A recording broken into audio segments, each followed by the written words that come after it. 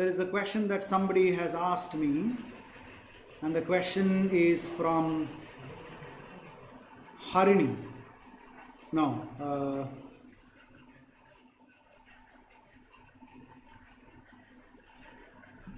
Okay. Farha wants to know, why can't it be formal? Because one of the principles of management is scalar chain and the structure same. Well, that's news for me, Farha. Thank you for sharing. And if your principle of management tells you that this is a chain network, so be it. All right, and thank you for the information. I hope the others also understand this type of communication. Can I ask Farah to unmute yourself and explain that particular scalar chain for us to understand it better? All right, 1 minute, just hold on. Farah, can you please speak now? May I request you to please speak now?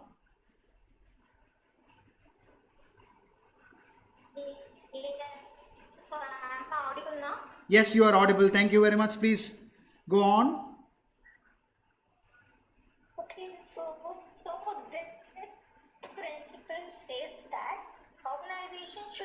Chain of authority that runs from top to bottom, okay, and should be followed by the managers and subordinates. So there's a head, okay, and you have two different teams in the order according to their authority level, and only when there's an emergency, the middle people can contact each other. Unless there's an emergency, they can't disrupt this chain.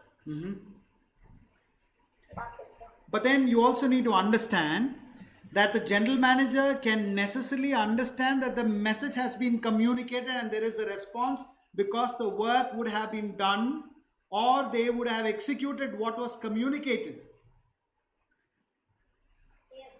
Right? But in the case of gossip, for example, if I am trying to share something to Farah, and I tell you that please don't share it with Nikita, but you will definitely want to share it with Nikita because Nikita is your best friend. And you will tell Nikita, please bear in mind, don't tell anybody because I was asked not to share. And unless and otherwise I have a good rapport with Nikita, I will not understand whether the communication was passed on from you to Nikita. So in that sense, there is no necessarily a feedback in response directly to me from Nikita through the message that was passed on through Farah. So that is what I meant by this particular aspect. Yes, but can't it be both formal as well as informal? Well, it can never be formal in my opinion, because if there is a formal communication, all right, in the case of some important message that is to be communicated, for example, I'll give you an example. Let's say I am the general manager of a company, and I tell you, the immediate subordinate, as a manager, Farah, I think from 2 days from now we are going to have an extended period of lockdown because of the increase in the cases, the spiking of the COVID-19 cases in this particular place. And I tell you, don't tell anybody in the office unless it becomes official. Then you would not necessarily tell anybody, even though it is official, it is not necessarily passed on to the other people. Because I am not trying to equate this to gossip, but I am definitely trying to tell you that this is an example for a communication that is unofficial but formal. And the feedback perhaps that I as a general manager receives is a positive response from Farah saying, okay sir, I will not tell this to anybody. But if you ask me, can we have response in scalar chain? Definitely yes. But whether it is two-way process is definitely in question, right? And I want you to understand, you don't have to necessarily break your head whether it is scalar or whether it is a chain form, because from the examination point of view, they are going to ask you probably an example, and you will have to think along those lines. And if you really think that this is something that is a formal chain network, you can always challenge that your answer is right. All right, Harini has a doubt. The ICAI material has given example for chain network as a CEO gives commands to his employees. Well, of course, yes, that's what I told you. Remember, I told you that yes, there is a possibility of that. All right, but I'm talking about informal communication. In an informal gossip, there need not necessarily be a response to the gossip. But in a formal communication, if there is a chain command, then you can definitely, go by it. Is that clear, Harini? Right. Moving on to the wheel and spoke network in communication. Now, I want you people to take a look at the picture, and the picture very clearly states that A is communicating to all the people in the form of a wheel. All right. Let's say I am performing a mono acting or a solo acting, and you as an audience who have come to watch my performance, you're all seated in a circle or a semicircle or a square or whatever it may be. But in the context of this, the wheel and the spoke, it appears as though, right, there is this communication two-way process. Now I'll tell you something. Whatever is happening between you and me in this class is a wheel and spoke network. I am not necessarily speaking to person B alone, right? I am speaking to Vaishnavi as much as Syed, as much as Abhijit, as much as Harini, as much as anybody else for that matter. And at the same time, the response is also multiple in nature. Farah wants to clarify a doubt that she has to me, and Harini has a doubt based on whatever I try to communicate, and she directly asks me. And so there is one to another, and there are multiple people asking doubts and clarifying doubts through responses based on what is being communicated. And so this is an example for a wheel and spoke network. A classroom situation is an example for a wheel and spoke network. Even in an office, the team lead, the team head calls for a meeting, and there is a two-way response between one individual and another. Right? But look at this particular thing. Essentially, you can see the picture. There is no communication between G and H. There is no communication between H and B. There is no communication between B and C. It's all directed to person A. And person A communicates to everybody on a one-on-one. But it's not necessarily one-on-one. That's the thing that I want you people to understand. So this is an example for a wheel and spoke network. Any doubts? Any examples that you would like to give and add to whatever I spoke so far so that the others can understand it better?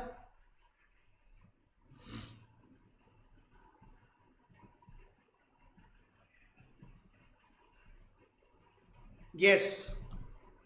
Is it necessary that the message conveyed is same for all? Of course, yes, Ashish. Undoubtedly. Whatever I am trying to communicate is the same that I am trying to communicate to Tanushri as much as to Gagan and everybody.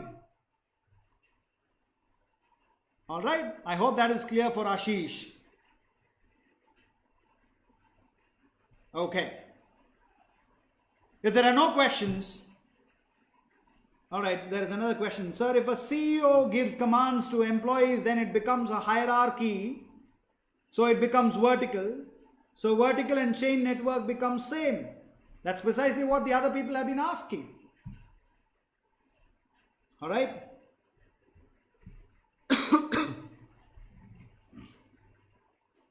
But then in a chain network, there is no direct response.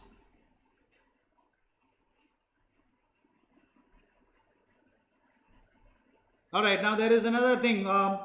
Is it like giving marriage invitation? Marriage invitation is definitely an example for a wheel and spoke network. I go and individually try and welcome everybody, invite everybody for my wedding.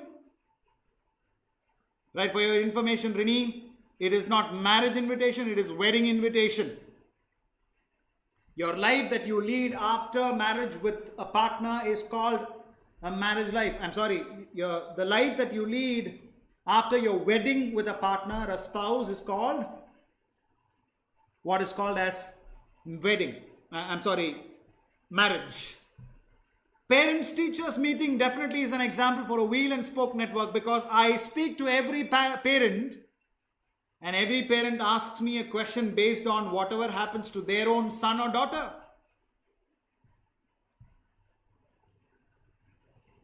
Nikita asked me, chain network is one-way communication, vertical is two-way communication. Yes, of course. Yes, Kusuma, what is your doubt?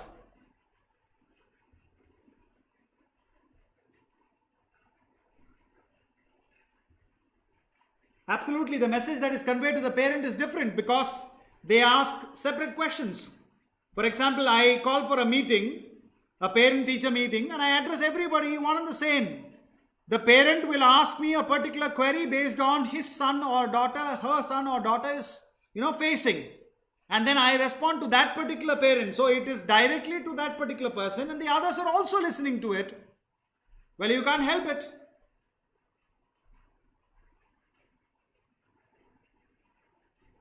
Right, that's up to you, Sukant, to understand if it is different from different people, to understand the performance. Of course, yes, each of us are different, and that's why you remember I told you very clearly in the beginning that each one of us are individuals and we have a unique way of speaking, we have a unique way of understanding things, and that's why we need to understand interpretation is the key, and understanding the message in the right manner is definitely the key.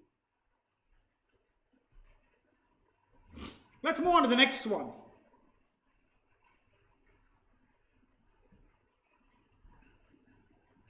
Yeah, Harini, wheel network is efficient in a small organization or a small meeting, but I think it won't work out if there are large audiences. If there are large audiences, definitely there is a possibility of wheel and spoke network, because after the meeting gets over, let's imagine I throw open the floor for discussion.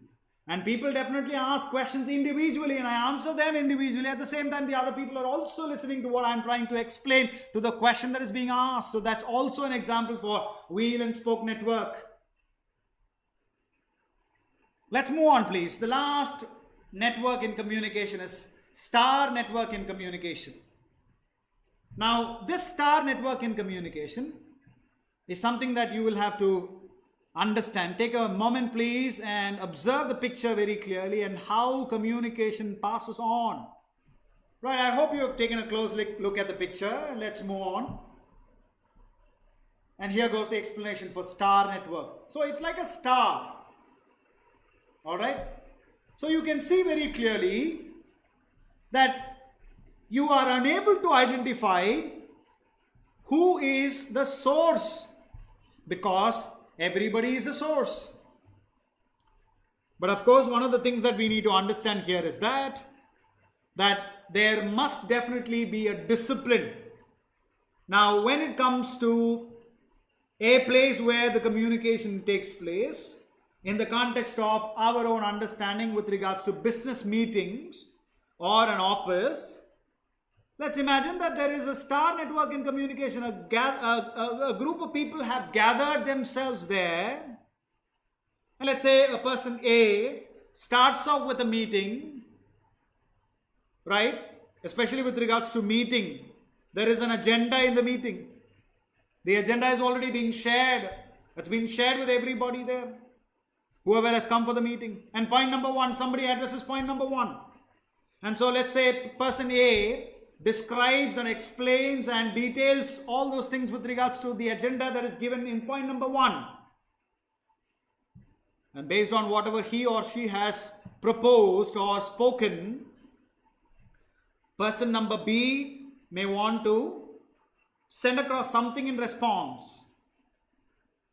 And as a response to the response given by person B, you can see person D telling something. And then thereafter, there may be a difference of opinion between person E and D based on the opinion proposed by person D. So, there is a kind of a star network, Right? So there is no one pattern. You could see there are multiple patterns. If there is a feedback, yes, the feedback that is being offered by each individual based on whatever he or she has understood based on the previous person's comment makes it all the more evident that this is a star network form of communication. A debate is definitely a star network in communication. Jami Darshini, yes, you're right. Wonderful. A talk with friends at times, yes. Are everyone involved here of the same hierarchy? Not necessarily, Sudarshan. Is chatting in a WhatsApp group an example for star network? Definitely yes. Right? Because you try and point out your response to that particular person, reply to that particular person, but at the same time everybody is also listening to it. Parliamentary speech. Your speech at the Vidhan Sauda. Group discussion. Debate. Meeting. Could be multiple, in nature. So there could be multifarious areas where you can try and fit this particular network of communication called the star network in communication. Let's move on. Right, for your information that I had taken pictures from the internet, and these are the citations that I have provided because it's necessary, because you can't take some picture in vain and present it as yours.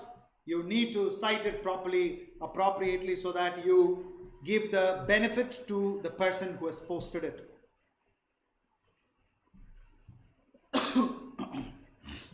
Ranjita, is there no head? There is definitely a head. There is definitely no possibility of a head.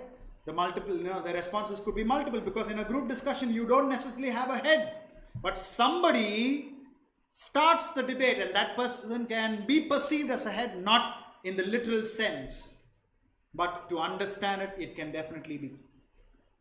Yeah, citations mean courtesy because this particular picture belongs to a particular person, because that particular person uploaded on the internet site. So that's why citations are very essential. Now we'll move on to the next most important thing, 9 characteristics of effective communication. Please see the title. It says effective communication. So there is a need for you to communicate effectively.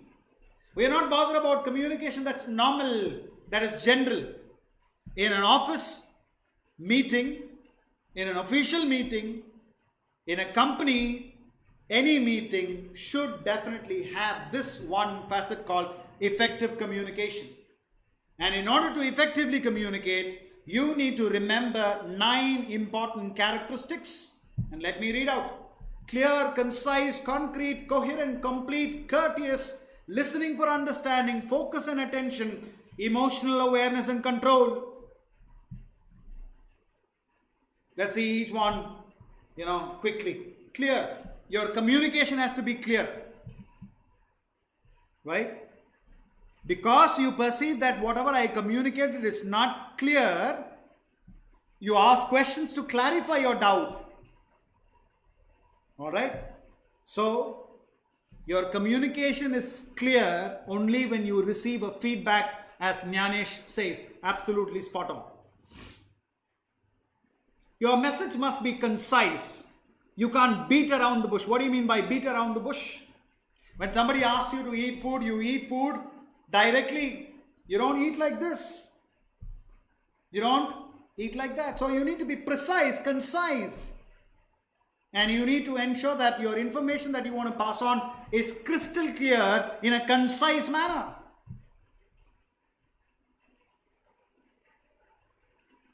Right, there's a saying, in a very casual manner, my friends have always told me this. Some people speak only this much, but they mean so much. Some people have the tendency of speaking on and on and on and on and on. But then what they mean is only little, a little. Right? So you need to be very concise. We will discuss the idea of conciseness in various aspects later on. Concrete. You don't talk about abstract things in a meeting. Whenever you want to give an example, give a concrete example and not an abstract example that nobody can understand. So you must give concrete examples so that everybody can understand what you're saying. And that's why they say, are you on the same page with me? Meaning, are you with me? Have you understood whatever I spoke? So that's an example for concrete. Coherence. When you speak, your thoughts have to be coherent. Right? How are you coherent? When I speak, for example, sometime later we are going to talk about sentence. A sentence has a subject, and then there is a body, and then there is a predicate, subject and predicate. A sentence has what is called the noun, followed by the verb, and followed by an object. Alright? So it needs to be coherent. In a very funny manner, sometimes, when you translate from one language to another, it becomes incoherent. Right? So in a classroom situation, if you want to laugh out, if you find that this joke is funny enough, you can laugh out. If not, you can just, throw it into the garbage. Now, when somebody is talking to another person, and suddenly there is a third person who constantly interrupts this particular person from talking, and he talks, and imagine all that the person wants to communicate is this, that I want to communicate something with me, but he is not allowing me to communicate. Imagine a situation where the person does not know English and he communicates like this because he is literally translating from his mother tongue. And he gets angry and he says, I talking, you talking, why he middle talking? Right? So that's incoherent, but you definitely understand the meaning. But in a company situation, in the situation, where there is an official meeting, you cannot necessarily use such incoherent utterances. Your message has to be complete. Some people have the tendency of speaking and then consuming the last few words. If at all you have noticed certain teachers in your class, they will speak a few phrases and they will stop and they will drag on the last word, and as though they are expecting somebody to respond. Right? All these so-called brilliant students in the class, they will finish it off and they say, wonderful, correct. But then when you are a strong communicator, when you are an effective communicator, please understand, complete message is also essential. Courteous. Imagine there are so many questions that are being asked. Alright? I can't be so curt in my response. I have to be very polite because I am dealing with a set of students and they would definitely have a lot of doubts, and I need to be courteous enough to expect a lot of questions from them, and I need to answer them in a very patient manner. And I need to have a courteous manner to try and respond to them. I can't snub them by saying, look, go and refer to a dictionary for your meaning. Right? But I can tell them in a polite manner. Because of time constraints, we may not be able to, look at all these things, but I want you people to jot down all these words and go back and refer to the dictionary. That's a very polite manner of, courteous manner of telling you people so that we are all on the same page. Listening for understanding. All of you are listening for understanding. You have not come here in vain to simply listen to some lecture because you'll have to have a gala good time. No. You want to understand each and every concept that is being taught, and you listen for understanding because you can try and go and practice it back home, and then thereafter when you take the examination, you will be able to score better. Listening for understanding. Focus and attention. Yes, this is from the perspective of both the speaker and the receiver. I need to be focused in what I'm trying to communicate. I can't start off with 9 characteristics of effective communication and then start off, and then go on with introduction, unless I have a definite purpose as to why I have given 9 characteristics in the first place and then introduction thereafter. Attention is also essential. You need to be attentive. If you are attentive, perhaps you may not have doubts. Not always. Right, please explain the second point once again. Concise, you need to be very concise, crystal clear. I'll give you an example, Nikita, for your understanding. When you write a letter, a leave letter, right? All that I as a teacher would expect is, sir, this is to inform you that I am unwell, I am suffering from fever, and I request you to grant me 1 day's leave. That's very concise. But if you were to write a letter that is, almost like 2-3 pages, like an essay competition, where you say, sir, yesterday I went for a marriage, and then on the way back, I came in a scooter with my father, and we both got drenched in the rain. And so when I reached home, I caught a cold, and because of that, I have fever, and I may not be able to attend class. So please grant me leave. Not necessary. That's how you need to be very concise. Point number 4, Jnanesh, coherent. Your manner, your message should be very coherent. Right? It's always A followed by B, B followed by C, C followed by D. It can't be A followed by C, followed by D, followed by B. You can't beat around the bush, and that's coherence. Alright? Point number 3, concrete. Everything needs to be very precise. You can't beat around the bush. You can't be abstract in your ideas. When you give an example, everybody should understand. If they understand, then it is concrete. If they don't understand, then it is abstract. Sindhuja wants to know, courteous. You ask me a question, right? What if I tell you, Sindhuja, I think I have explained, why don't you pay attention? If I say that, then it is being rude. But if I say, okay Sindhuja, let me explain it. Courteous means being polite. Being polite in your response. And that's called being courteous. I hope all of you who have asked me doubts so far have understood all the ideas, pertaining to point number 2, 3, 4, and 6. Let's move on. The last one is emotional awareness and control. Yes, you need to be very emotionally aware. That's why there is something called as intelligent quotient and emotional quotient, IQ and EQ. They specifically ask you to develop your IQ and EQ. IQ is your intelligent quotient, to try and understand the various things that are being told. Emotional quotient, you need to have the emotional stability and the ability to understand everything that is being communicated and spoken. You can't get irritated and angry because somebody pointed out something. In an office, sometimes your boss may be really rude, so that you learn from the mistake. And he or she may be scornful in front of several people amongst the audience. Yes, of course, it's very shameful. You will feel ashamed because, there are so many people observing and watching you being scorned and scolded. But it's for a purpose, and you can't necessarily, break down there. You can't talk back. You can't walk out of the meeting unless and otherwise you are, ready to be fired or you're ready to resign the job. Emotional awareness and control. Yes, of course, control is very much essential. Right? Some people have the tendency of rampantly speaking without any kind of a control. They must also remember that there is an audience that is listening to them, and if you don't have control, then that is not effective communication.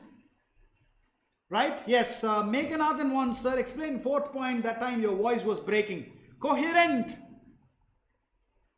Now look at all these points that are listed out here, Meghanathan. Clear, concise, concrete, coherent, complete, courteous, listening for understanding, focus and attention, emotional awareness and control. I have listed all the 9 points in a coherent manner, one after the other.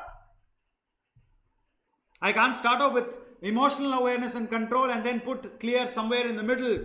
Everything needs to be structured, coherent, in an organized manner. Absolutely spot on, Harini. Good.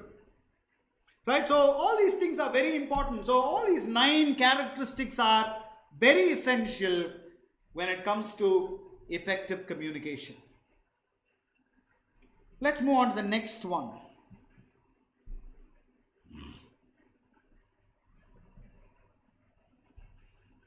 We have come to the last phase of this particular chapter, barriers in communication. Right? After I finish barriers in communication, I will run through all the slides once again so that you get a clear picture, a summary of what we discussed the last 2.5 hours. So after having discussed the various ways in which you need to communicate so that the characteristics are understood, let's move on to what is called the barriers in communication, right? What is a barrier? A barrier is an obstacle. A barrier is a hamper. A barrier is a stoppage, a blockade. Right? Sometimes, I'm sure some of you would have heard of this particular word, brain fade. Yes, you're right. Mohammed Bey's restriction. There is some constraint, there is some restriction because of which you are unable to communicate in the proper manner. You are unable to listen to what is being spoken or hear what is being spoken. You remember Meghanathan asked me a doubt just a moment back, sir. There was some sort of a network issue, a connectivity issue, and I was not able to hear the point number 4 on coherence very clearly. Could you please explain? That was a barrier. That was the best example for a barrier in communication. Right? Simply it means obstacles, like Sabina said. So what are those 10 barriers in communication that are listed here very clearly? Physical barrier, organizational structure barrier, language barrier, cultural barrier, emotional barrier, attitudinal barrier, perception barrier, physiological barrier, technological barrier, gender barrier.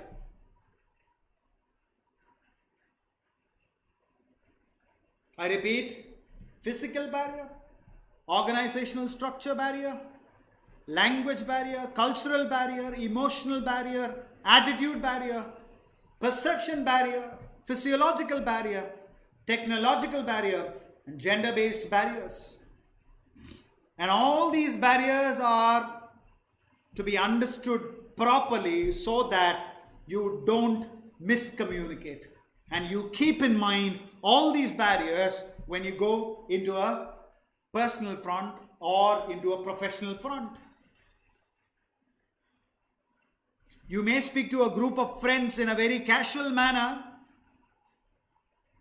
and in speaking so, you may take liberty in speaking certain words, and that may definitely affect a person from the other gender.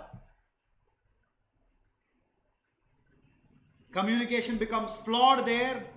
There is a hamper, there is an obstacle, and thereafter you may not necessarily have a good relationship with that particular person who belongs to a different gender simply because you uttered this particular word or phrase or sentence. Yes, of course, Nikita, I'm going to give you examples for all of these barriers, don't worry. Let's start with physical barrier. What are those things that you can jot down and put together as physical barrier? Now, this particular platform is the best example for physical barrier according to my opinion, because the teacher is not in front of you, live in front of you. Yes, he is live, but then live through another platform, through another channel. There is a possibility of a live classroom where the students are seated and the teacher appears in person and speaks. Now, when I speak, suddenly you may ask me a question because you have a doubt on certain things.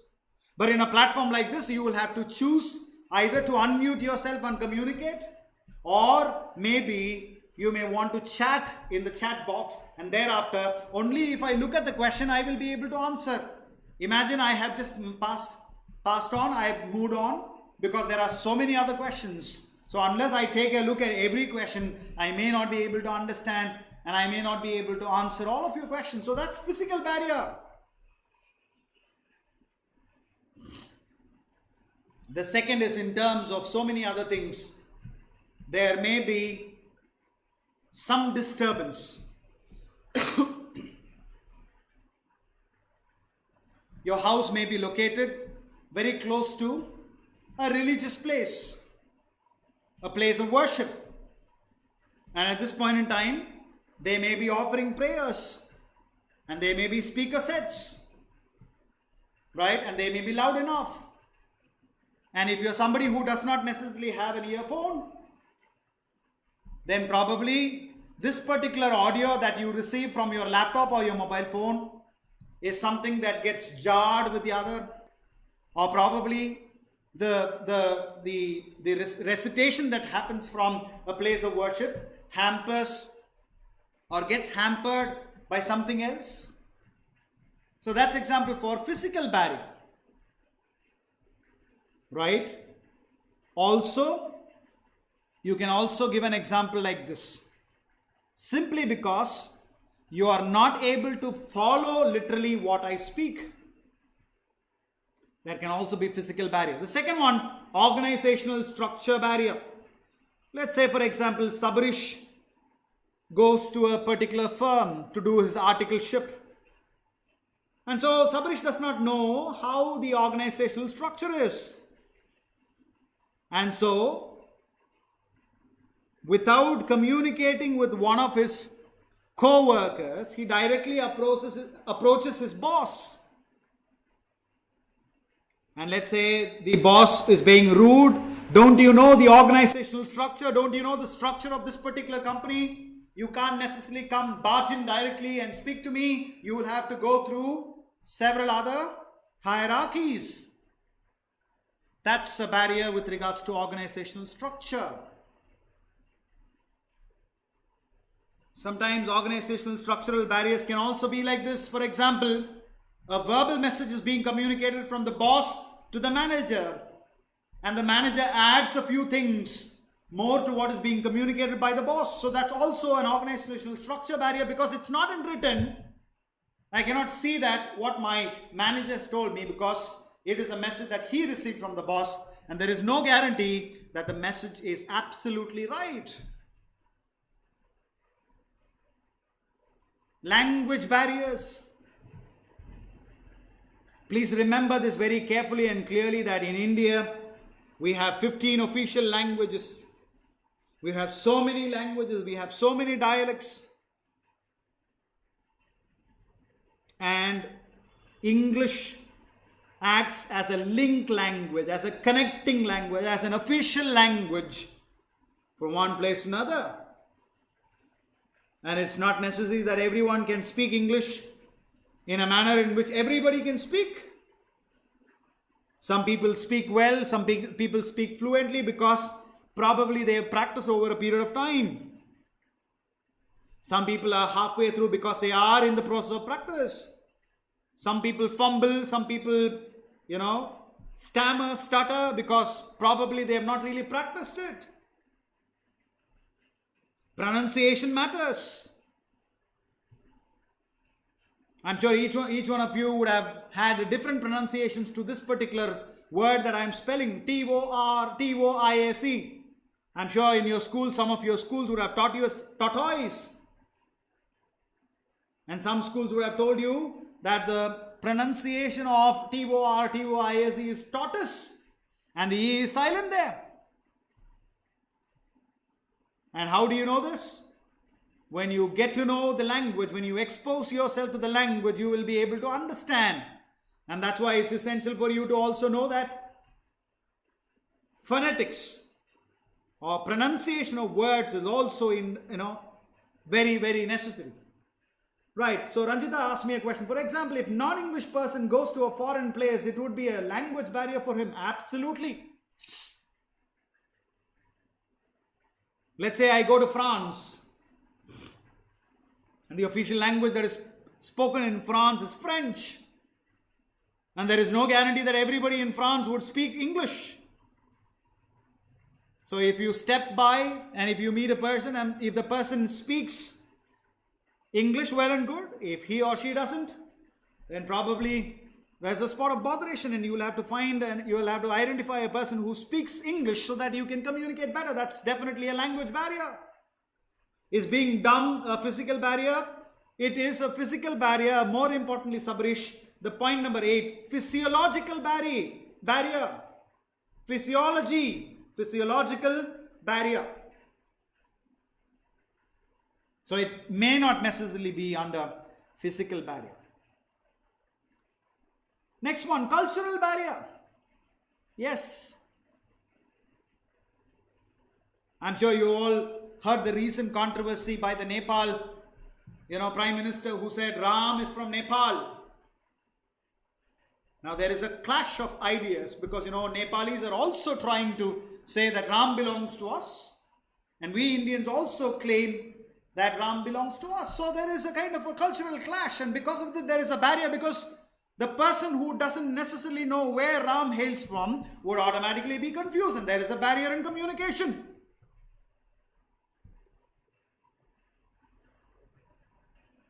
Zakia, yes, of course, psychology and physiology are two different things.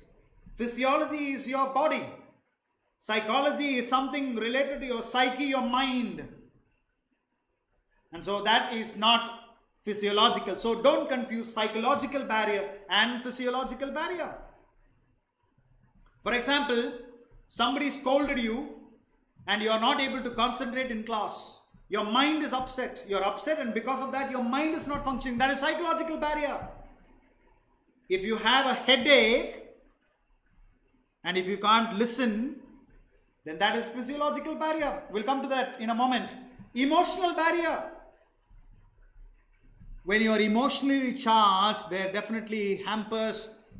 definitely a hamper in communication. When you cry, I'm sure some of you would have definitely watched this particular, interview of Michael Holding, the famous West Indian fast bowler of the early 70s and the late 70s and the early 80s. And he spoke very passionately about Black Lives Matter. And in one particular interview, he broke down and he was unable to communicate. So that's an emotional barrier. And in an office, there is no scope for you to emotionally get charged. Attitudinal barrier. Yes, of course. I am someone who is casual. I don't care what is being spoken here. All that is being spoken is something that I know because I have the book. Why do I have the class? If you have that kind of an attitude, perhaps there is definitely going to be barrier in communication. Perception-based communication. Now, this is something very important. If you don't perceive, if you don't understand a message in an appropriate manner, there is definitely bound to be, problems in perceptions. Yes, of course, Harini, a person who's an introvert definitely has an attitudinal issue. A person who's an extrovert at times is also a person with attitudinal issues. I'm sure some of you would have heard of this particular thing. ADHD, attention deficit hyperactive disorder. All right. Perceptional barrier. Perception. How do you perceive things? Do you perceive things in the right manner? Right. For example, I may have cracked a joke in class. It may not have gone well with you because you may not have understood the same joke in a same manner. And you don't perceive it in the same way that I have understood it. And so you perceive it in a wrong manner. You misunderstand what is being communicated. And that is an example for perception. As an example for a perceptual barrier. Physiological barrier. If you have physical impairment, if you have problems of hearing,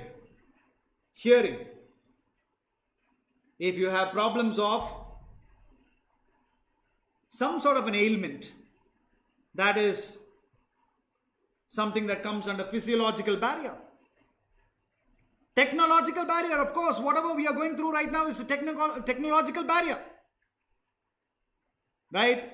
Not all the 103 people I see that, that there are 103 people who are actively involved in the class now. Not everybody's network is appropriate and proper. And so, that is accounted for technological barrier. Maybe your audio is not functioning well. The video is not clear. All these things come under technological barriers. Right, Manisha asked me, can't being introvert cause emotional barrier? Definitely yes. If you are someone who's an introvert and constantly people say, speak, speak, you can't be like this. There is a point where the person may not necessarily like it and the person may emotionally break down. So it's highly related that way, Manisha. And the last most important thing, which I believe is very important in the 21st century, because there is a need for us to give importance and respect to the other gender. Yeah, so gender is very important. Alright, yes, Chirag, I wanted to know if the paper was MCQ or theoretical. You said you will tell us about it post the break. I'm sorry I did not clarify. I'll definitely clarify, and probably when I come for the next class tomorrow, I'll definitely tell you whether it's a theoretical paper, whether it is it's a paper that is, descriptive or MCQ based. I'll definitely let you know. Okay, negative marking, no, there is no negative marking for this paper, I suppose. That as well I'll clarify. All right, so Amrut, you have a question, right? Nikita is very clear and she says it is theoretical. All right, any which ways I will definitely want to clarify that before I come and give you a response, right? Definitely yes, Nikita, I understand that you are someone who has clarified it, but I still want to convey it and definitely confirm it before I officially tell everybody. I hope you don't mistake me for that. All right, Meghanathan wants explanation for the 7th point once again, perceptual barrier. See, when I say something with regards to tree, all right, Meghanathan, when I say tree, it is not necessary that I clearly told you that it is mango tree. Right? If I tell you a tree, there is a possibility for you to understand any random tree. But if I make it clear that I am trying to refer to a pine tree or a coconut tree, then there is definitely a possible for you to understand it and perceive it right. But if I randomly say tree, then you may not necessarily understand it, and that is perceptual barrier. Right? Amrut, when I said hearing, initially I fumbled and I said earring, and then I corrected myself as hearing. Alright? So it is something that is to do with language barrier, because I pronounced the word wrong. Instead of pronouncing it as hearing, I pronounced it as earring, and then later on I corrected it. And that's why you have a doubt whether it is a language barrier or a perception barrier. It is not a language barrier, it's not a perception barrier, it's a pronunciational barrier, because I pronounced the word wrong and then thereafter I corrected it, and you're trying to rectify whether I pronounced hearing or earring. Let's move on to the last one, gender barrier. Now, gender is a very important question. Sometimes you may have noticed in the last 2 hours, and probably 3 hours of my deliberation with you, you would have understood that at times I use the word he, and then after a moment I realized that I did not use the word or she, then I would have used it. That's because I'm being mindful that there are people from both genders in the context of this particular class, and so I was being mindful and I'm trying to rectify it myself. And so anybody from the opposite gender, opposite sex, should not understand it or should not misunderstand that this particular person is a male chauvinist because he only talks to men, he only addresses men. There is a possibility that that could be a barrier. And if a person constantly says he and not trying to utter the word she, there is a possibility that women, the opposite sex, may try and switch up because, this man only talks to men. So you need to be egalitarian. You need to be a person who communicates unifying everybody and speak for everybody and not for a set of people. And you need to understand that you can't hurt the sentiments of the other gender, right? And that's very important that you need to understand. Yes, Ganesh, I have to answer it because I believe that I have answered this particular physical and physiological a second time. But for your information, I am explaining it one more time. Physical barrier. Now, what is a physical barrier? Because there is some sort of a disturbance at your place, and if you are not able to understand what I am explaining, and because of that, that is a hamper, there is a barrier, that's called a physical barrier. But physiological barrier is because probably you have a headache, you have a running fever, or you have some sort of a pain that you are not able to concentrate, and that is attributed to physiological barrier. And Akifa, I have told you very clearly, I am not sure if the paper has negative marking. I will definitely clarify it for your information, and I will definitely clarify it tomorrow when I meet you at 4 o'clock.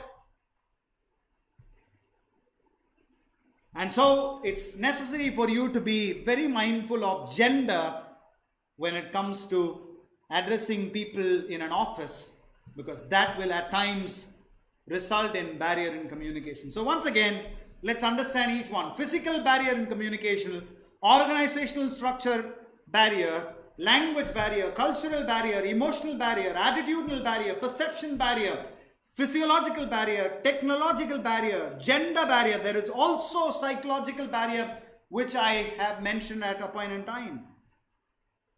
Physical means in objects and surroundings, and physiological means with ourselves. Absolutely right, Sabrish. Right? So with that, we come to the understanding of the 10 barriers of communication, the 10 barriers in communication that each one of us should be aware of, so that when you go to an office, when you work in an office, when you go to a classroom, when you speak to your friends, you're supposed to be bothered about all these barriers so that you don't miscommunicate.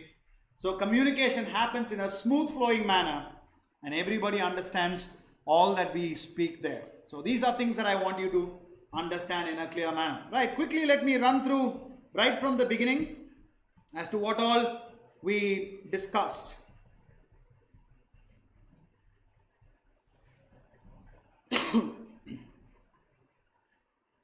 Right, we started off with introduction of where communication hails from and how communication takes place. The main 8 steps for communication is also something that we've dealt with. Process of communication in a pictorial representation is also something that we've seen. I've explained each of those points very clearly, the process of communication. I spoke about types of communication and the various important facets that you will have to remember. And then in the broad categories of the types of communication, there are 2 broad categories based on communicational channels, based on purpose and style. Under communication channels, verbal, non-verbal and visual. And under purpose and style comes formal and informal communication. Then we saw network in communication, the 5 different networks in communication: the vertical network, circuit network, chain network, wheel and spoke network, star network, and I have given you pictorial representation of all these networks. And then I also gave you the citation from where these pictures were downloaded. I spoke about the 9 characteristics of effective communication which will make you, effectively communicate with one another. And then I also spoke about the 10 barriers in communication which needs to be understood so that you don't commit these barriers to make sure that communication happens in a smooth flowing manner. Can you please share this PDF of today? Definitely, Nikita. If you remember very clearly in the beginning, I told you that this particular PDF, this particular PPT of the PDF will be shared with all of you, and that will help you, try and revise it. If a person is unable to concentrate, is it physical barrier or physiological barrier or both? It is both. Because of a physical barrier, you are unable to, concentrate. Because of a physiological barrier, you are unable to concentrate. On both counts, you are unable to concentrate, and that's why it is both physical barrier, it's physiological barrier, and I will also go on to add that it is also psychological barrier that adds to the physical barrier, and hence you are not able to concentrate on what is being taught. I hope that was clear, Rini. So with that, we come to the end of today's class. I hope the session was informative. I know that I was going at a steady speed. At times, there were things that you were not able to understand and you would ask me questions, and I tried explaining it in the best possible way I could.